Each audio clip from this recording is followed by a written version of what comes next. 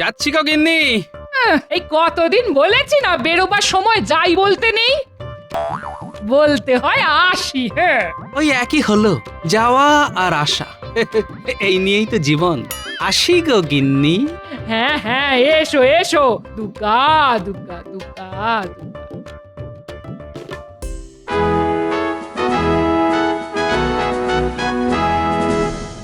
এই যে সব জানতা গামছাওয়ালা এলেন। তাই নাকি মন্ত্রী মশাই? এতদিন কেউ আমায় বলতো হাসির রাজা, কেউ আবার বলতো জ্ঞানের রাজা। তবে আজ আমার এই নতুন নাম দেবার জন্যে অজস্র ধন্যবাদ মন্ত্রী মশাই। আচ্ছা মন্ত্রী, গোপালকে তুমি হঠাৎ সব জানতা গামছাওয়ালা বললে কেন? প্রথমত, জানুক আর না জানুক, গোপাল সর্বদা এমন একটা ভান করে যে ও সব জানে। দ্বিতীয়ত, আপনার সভাসদ হয়েও সব সময় গলায় একটা গামছা ঝুলিয়ে ঘুরে বেড়ায়। দেখে মনে হয় যেন গামছার চলমান বিজ্ঞাপন। হ্যাঁ, আহ আহ আহ আহ। দেখুন মন্ত্রী মশাই, আমি সব জানতা কিনা জানি না, আর আচার আচরণও সেটা কখনো প্রকাশও করি না। কিন্তু আমার গলার গামছা নিয়ে আপনার কি কোনো আপত্তি আছে? মন্ত্রীর না থাকলেও আমার আছে। কেন মহারাজ? আবার জিজ্ঞাসা করছো কেন? আরে রাজসভার চারদিকটা একবার ভালো করে চোখ ঘুরিয়ে দেখো তো। হ্যাঁ মহারাজ, দেখেছি। কি দেখলে? নতুন কিছুই নয়। পোশাকগুলোর দিকে তোমার নজর পড়লো না? কি করে পড়বে মহারাজ? আসলে গোপালের নজর যে বড় ছোট। আহ, এটা অবশ্য তুমি ঠিক কথাই বলেছ মন্ত্রী। আট পরে খেটে ধুতি, কম দামি ফতুয়া আর গলায় গামছা ঝুলিয়ে নিত্যদিন রাজসভায় আসো। লজ্জায় একেবারে মাথা কাটা যায় আমার। আচ্ছা গোপাল, এরকম পোশাক পরতে তোমার রুচিতে বাধে না? কেন বাঁধবে মহারাজ? আসলে এরকম পোশাক কখনো পরেননি তো, তাই বুঝতে পারছেন না এই হালকা পোশাকে কত আরাম। হ্যাঁ, এই পোশাকে আরাম? আরাম নয়, পাতলা ফতুয়া দিয়ে ফুরফুর করে হাওয়া ঢোকে, তাই গরম লাগে না। এদিকে এই যে খেটে ধুতি, বর্ষাকালে পথে ঘাটে জল জমলে টুক করে শুধু গুটিয়ে নাও, ব্যাস, কাদা লাগার ভয় নেই। আর গলার ওই গামছা? চড়া রোদ উঠলে পাট করে মাথায় চাপা দাও, ছাতা লাগবে না। আর ঝপ করে বৃষ্টি এসে সারা শরীর ভিজিয়ে দিলে চট করে গামছা দিয়ে মুছে নাও। কত আরাম। ওসব আরাম হারাম আমি বুঝি না। কাল থেকে তোমায় ঝকঝকে পোশাক পরে রাজসভায় আসতে হবে। ধরে নাও এটা আমার আদেশ। পারবো না মহারাজ। এই আমার মুখের ওপর এত বড় কথা! কত বড় দুঃসাহস! হ্যাঁ, ঠিক আছে, ঠিক আছে, আমার আদেশ মতো পোশাক যতদিন না পরে আসতে পারবে ততদিন আর রাজসভা মুখ হবে না। যাও যাও, দূর হয়ে যাও, দূর হয়ে যাও আমার সামনে থেকে। ঠিক আছে, তাই যাচ্ছি। তবে যাবার সময় বলে যাই মহারাজ, আজ আমার যে পোশাক নিয়ে নিন্দেমন্দ করছেন, একদিন হয়তো সেই পোশাকেরই গুণগান করতে হবে আপনাকে। মন্ত্রী, বলুন মহারাজ। কাছে এসো, কথা আছে।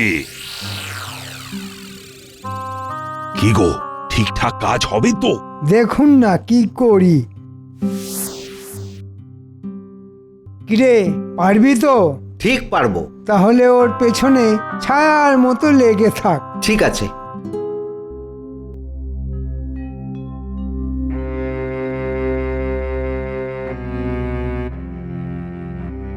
কি গো, রাজসভায় গেলে আর চলে এলে?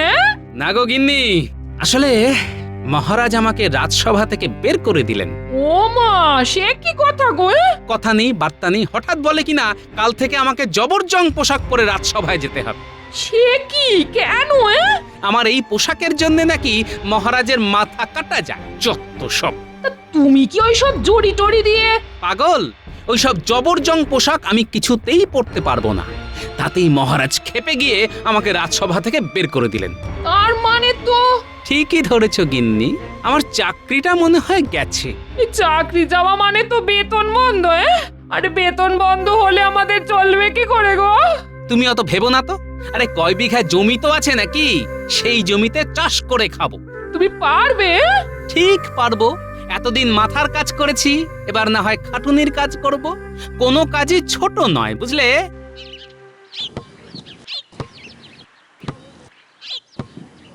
কি গো সব জানতা গামছাওয়ালা, শেষে কিনা সবজিওয়ালা হয়ে যাবে? তাই তোমাকে দেখে আজ একটা কথা বড় বেশি করে মনে পড়ে যাচ্ছে। কি কথা? ছিলে তুমি বিদূষক, সদাই মুখে হাসি, আজ শুধু কপাল দোষে হয়ে গেছো চাষি। আহ আহ আহ আহ। দেখুন মশাই, কথা শেষ হয়ে থাকলে এখন এখান থেকে মানে মানে কেটে পড়ুন। তোমার গুমর এখনো ভাঙেনি দেখছি। শেষে যখন চোখের জলে নাকের জলে হবে তখন বুঝবে মজা। হুম। শোন, সূর্যি একেবারে মাথার উপর চড়েছে, তোরা সকলে এখন বাড়ি যা। কাল কিন্তু পাঠশালা শেষ করে আবার আসবো। ঠিক আছে ঠিক আছে, এখন তো যা। না, আমারও বড্ড ক্লান্ত লাগছে। যাই, আমিও বাড়ি যাই।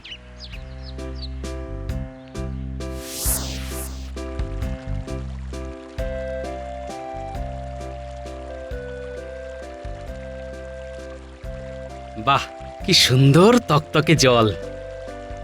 এতক্ষণ কোদাল চালিয়ে সারা শরীর কেমন তেতে গেছে। এই তকতকে জলে স্নান করে তবেই বাড়ি যাব। আশেপাশে কেউ নেই, তাহলে এখানেই পোশাক খুলে গামছা পরে জলে নেমে পড়ি।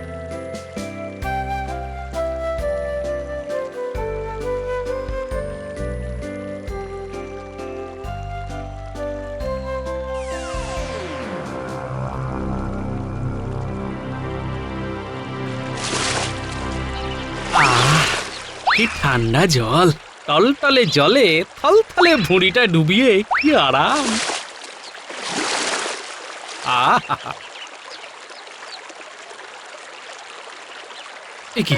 এলে, আমার ধুতি ফতুয়া কোথায় গেল? কে নিল? মনে হচ্ছে কোনো বদমাশ আমাকে জব্দ করার জন্য ধুতি ফতুয়া নিয়ে পালিয়ে গেছে। ঠিক আছে, তাতে আমার ভারী বইই গেল। ধুতি ফতুয়া গেছে তো কি হয়েছে, পরনের গামছাটা তো আছে, এটা পরেই বাড়ি চলে যাব।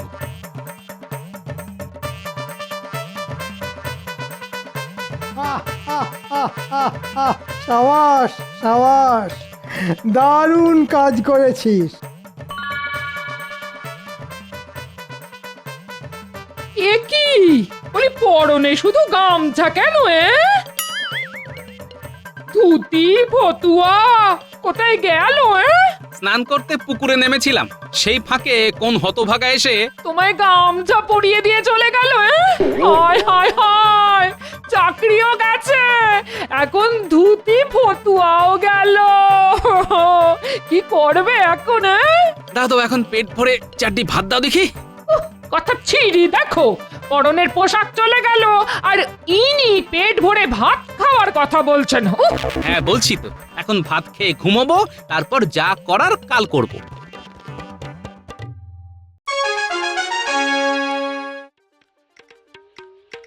আরে গোপাল, এই পোশাকে তুমি এখানে? এই, তোমাকে না রাজসভায় আসতে বারণ করে দিয়েছিলাম? হ্যাঁ, তা অবশ্য করেছিলেন, কিন্তু আমি তো আজ এখানে আপনার সভাসদ হয়ে আসিনি। তাহলে কি করতে এসেছো? এসেছি বিচার চাইতে। বিচার? কিসের বিচার? চুরির বিচার। মহারাজ, কাল নদীর ধারে ধুতি ফতুয়া খুলে আমি এই গামছা পরে স্নান করতে নেমেছিলাম, আর স্নান করে উঠে দেখি আমার ধুতি ফতুয়া চুরি হয়ে গেছে। তা চুরি হয়ে গেলে আমি কি করব? হয় চোর ধরে তার কাছ থেকে আমার ধুতি ফতুয়া উদ্ধার করে দেবেন, না হলে ক্ষতিপূরণ হিসাবে নতুন ফতুয়া ধুতি কিনে নেবেন। মামার বাড়ি যেন, হ্যাঁ? চুরি হলো তোমার আর কিনে দেব আমি? তাহলে পেয়াদা পাঠিয়ে চোর ধরে আনুন। সেটাও সম্ভব নয়, তুমি এখন আসতে পারো গোপাল। সেটা বললে তো শুনছি না মন্ত্রী মশাই। যতদিন না আমি আমার ধুতি ফতুয়া ফিরে পাচ্ছি, ততদিন আমি এইভাবে এইখানে এই গামছা পরে দাঁড়িয়ে থাকবো। কিন্তু দাঁড়িয়ে থাকতে থাকতে তো তোমার পা ব্যথা হয়ে যাবে গোপাল। তবুও দিনের পর দিন দাঁড়িয়েই থাকবো। তাহলে তোমার পরনের ওই গামছা তো পুরনো হয়ে ছিঁড়ে কুটি কুটি হয়ে যাবে। তখন লজ্জা ঢাকবে কিসে? কলা পাতায়? কেন, কচু পাতা চাপা দিয়ে? তবুও দাঁড়িয়ে আমি থাকবই। এ বাবা, এ আবার কি আপদ? সেটা তো একটা ভীষণ বিসদৃশ্য ব্যাপার হবে। আমার আমার মান ইজ্জত তো ধুলোই লুটোবে। ঠিক আছে, ঠিক আছে, নতুন ধুতি ফতুয়া সব তুমি পাবে। মন্ত্রী, মন্ত্রী, এক্ষুনি গোপালকে নতুন ধুতি আর ফতুয়া কিনে দাও।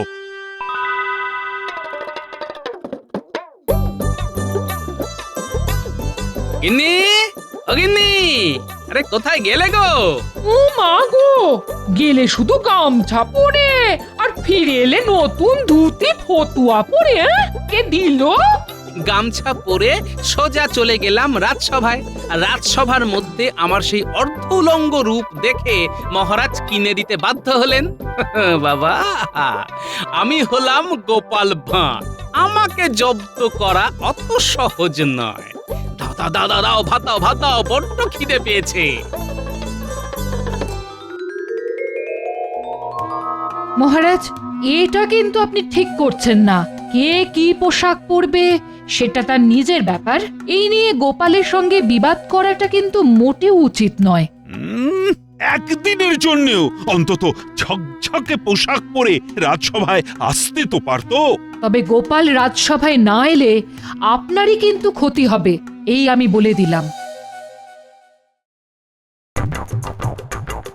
জ্বলে যাচ্ছে উজি, জ্বলে যাচ্ছে, আমার সর্বাঙ্গ জ্বলে যাচ্ছে। কেন কেন জাহাপানা, কেন জ্বলে যাচ্ছে কেন? রাগে উজি, রাগে। ও রাগে? কার ওপর রাগে জাহাপানা? একবার শুধু মুখ দিয়ে তার নামটা প্রকাশ করুন, তলোয়ারের এক কোপে যদি তার ঘাড় থেকে মাথা আলাদা করে না দিয়েছি তো। আরে দূর, অন্য কারোর ওপর নয়, রাগ হচ্ছে আমার নিজের ওপর। কেন কেন জাহাপানা, নিজের ওপর কেন রাগ হচ্ছে? হ্যাঁ, নিজের ওপর রাগ হচ্ছে কেন? বুঝবো, আবার জিজ্ঞেস করছো কেন? আজ এতগুলো বছর ধরে এত চেষ্টা করেও বেটাকে কাবু করা গেল না। কাকে কাবু করার কথা বলছেন বলুন তো? সেটাই তো মাথায় আসছে না। আরে বেল্লি, মাথা থাকলে তবেই তো বুঝবে কার কথা বলছি। বলছি কৃষ্ণচন্দ্রের কথা। কৃষ্ণচন্দ্র? হ্যাঁ, কৃষ্ণচন্দ্র। আরে আমার কতদিনের স্বাদ ওই কৃষ্ণচন্দ্রকে কাবু করে কৃষ্ণনগর দখল করব, কিন্তু বারে বারেই কি যুদ্ধ, কি বুদ্ধি, সবেতেই হেরে যাই আমি। সে আর কি করবেন হুজুর, যার যেমন নসিব। খামোশ! আমি তমাম বাংলার নবাব, নিজের নসিব আমি নিজেই বানাই। শোনো উজির, কৃষ্ণচন্দ্রকে কাবু করার জন্য একটা জবরদস্ত ফন্দি আঁটতে হবে তোমায়। পারলে ইনাম পাবে, আর না পারলে গর্দান যাবে। আপনি আপনি কি কি কি কি কি কথা বলছেন জাহাপানা? না পারলে গর্দান যাবে? হ্যাঁ, গর্দান নিয়ে গুম করে দেবো তোমায়। ইয়াল্লা, মাথায় এসে গেছে। কি? ওই যে বললেন না গুম, জাহাপানা কৃষ্ণচন্দ্রকে গুম করে দিতে হবে। বহুত খুব। তা কিভাবে গুম করবে? শুনেছি খুব ভোরবেলায় কৃষ্ণচন্দ্র একা একা বাগানে পায়চারি করে, আশেপাশে তখন কোনো প্রহরী থাকে না। হ্যাঁ, কথাটা আমি শুনেছি বটে। যদি দুজন গুপ্তচর পাঠিয়ে ওই সময় কৃষ্ণচন্দ্রকে তার বাগান থেকে গুম করে ফেলা যায়। হ্যাঁ, খুব ভালো বন্দি, কিন্তু তারপর কি করবে? বেটাকে আমাদের মুর্শিদাবাদে তুলে এনে ভয় দেখিয়ে যদি ওর বিষয় আশয় লিখিয়ে নেওয়া যায়, তাহলে কেমন জমবে বলুন তো ব্যাপারটা? হ্যাঁ, বহুত জমে যাবে। তাহলে আর দেরি করছো কেন? যাও, যত তাড়াতাড়ি পারো সব ব্যবস্থা করে ফেলো। কিন্তু আমার ইনাম? পাবে, ইনামে ভরিয়ে দেবো তোমায়।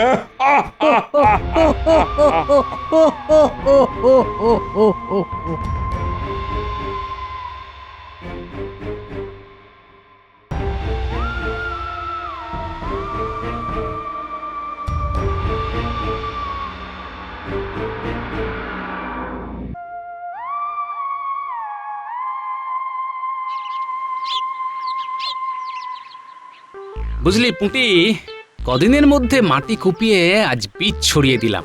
এরপর দেখবি কেমন তরতর করে গজিয়ে উঠবে গাছ। তারপর সে গাছে ফল ধরবে।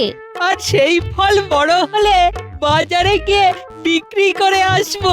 তখন আমার দুঃখের দিন শেষ হয়ে যাবে। এখন চল চল, বীজ ছড়ানো হয়ে গেছে, এখন বাড়ি গিয়ে নাওয়া খাওয়া সেরে নিতে হবে। চল।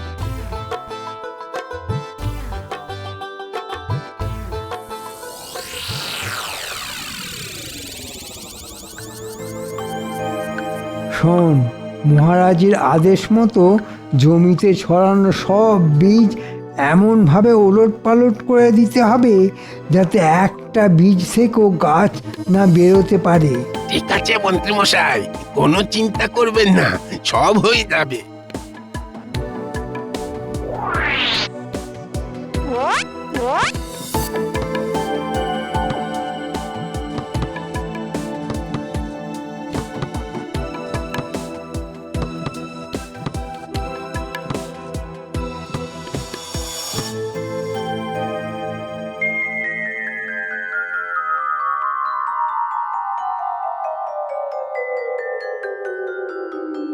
এ কি, জমির এই অবস্থা হলো কি করে? দেখে তো মনে হচ্ছে কেউ বা কারা এসে সমস্ত জমিতে লাঙল চষে দিয়ে গেছে। বুঝতে পেরেছি, মহারাজ আর মন্ত্রী মশাই তাহলে আদা জল খেয়ে আমার পেছনে লেগেছে। ঠিক আছে, আমার নামও গোপাল ভাঁড়। বীজ তো দূরের কথা, ফসলের দাম অবধি মহারাজের কাছ থেকে একেবারে উসুল করে নিয়ে আসবো।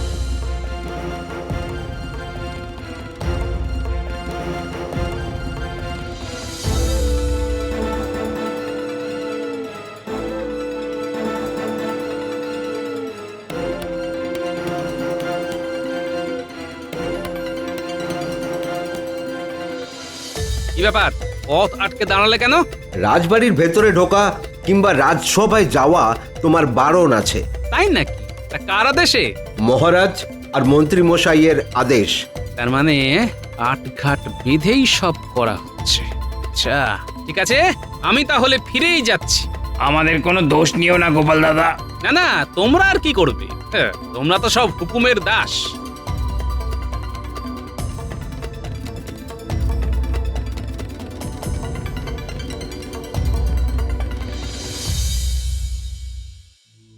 এই শোনো, একটা কথা বলছি, হ্যাঁ, সামান্য পোশাক আশাক নিয়ে তুমি আর মহারাজের সঙ্গে বিবাদ করতে যেও না। হ্যাঁ, দেখছো তো মহারাজ তোমার উপর কেমন খাপ্পা হয়ে উঠেছেন। রাজবাড়ির চাকরিটাও তো প্রায় গেছেই, তার উপর চাষবাস করে যে একটু করে কমবে খাবে, তার সব উপায় এক এক করে বন্ধ হয়ে যাচ্ছে গো। তা তুমি কি করতে বলো আমায়? বলছি কি, মহারাজের কথা মেনে তার পছন্দের পোশাকই না হয় পরো। অসম্ভব!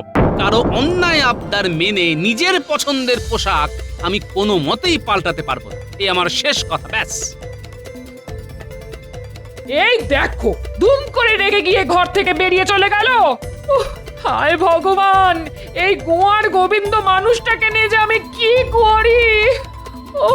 হায় ভগবান।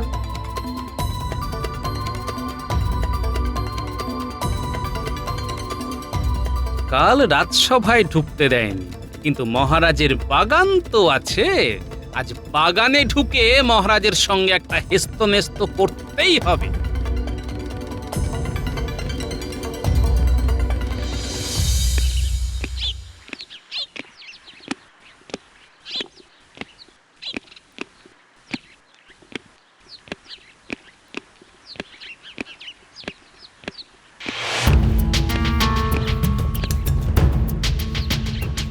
কে কে কে কে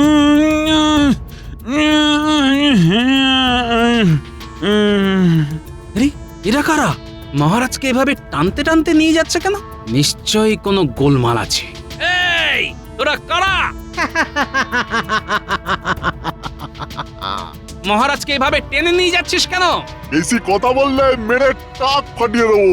তাই নাকি? তাহলে দেখ কে কার টাক ফাটায়।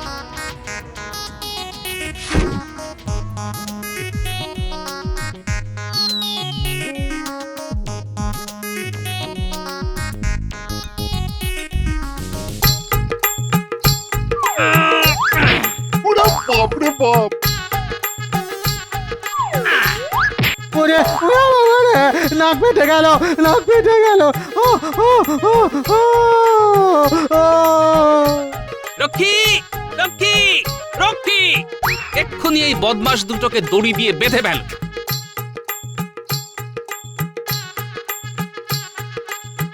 ওহ, বাবা, গোপাল, আজ শুধু তুমি এসে পড়েছিলে বলেই আমি বেঁচে গেলাম, না হলে যে কি হতো। কিন্তু এদেরকে পাঠিয়েছে বলো তো? কিরে বেটারা, তোদের কে পাঠিয়েছে বল, বল। না বললে কিন্তু না না, আমাকে মেরো না, আমাকে মেরো না। আর এক লাগলে সব ফুটি ফাটা হয়ে মরে যাব। আর মেরো না, মেরো না, মেরো না, মেরো না। তাহলে বল কে পাঠিয়েছে? মুর্শিদাবাদে, মুর্শিদাবাদে নবাব। নবাব? যাও, এদের কারাগারে নিয়ে যাও, তারপর আচ্ছা করে থেতো করে এদের আবার নবাবের কাছে পাঠিয়ে দেব। শোন বেটারা, তোদের নবাবকে গিয়ে বলবি এই গোপাল যতদিন বেঁচে আছে ততদিন মহারাজের কোনো ক্ষতি করা ওই বুড়ো নবাবের পক্ষে সম্ভব নয়। যাও, নিয়ে যাও এদের। গোপাল, গোপাল, কি কি বলে যে তোমায় ধন্যবাদ দেব? আমায় ধন্যবাদ দিতে হবে না মহারাজ, ধন্যবাদ দিন আমার পোশাককে, বিশেষ করে আমার এই গামছাকে। মহারাজ, এই গামছা দিয়ে যেমন গা মোছা যায়, গলায় ঝোলালে যেমন মনে হয় উড়নি, তেমনি এর এক প্রান্তে ইট বেঁধে নিলে এটা হয়ে যায় ভীমের গদা। গোপাল, আজ আমি বুঝতে পেরেছি তোমার পোশাক নিয়ে অপমান করাটা কত বড় অন্যায় হয়েছে আমার। না না না, তুমি তুমি এই পোশাকেই আবার আজ থেকে রাজসভায় এসো। আর আপনার ওই মন্ত্রী আমাকে সবজান্তা গামছাওয়ালা বললে? কানটি মূলে রাজসভা থেকে দূর করে দেব।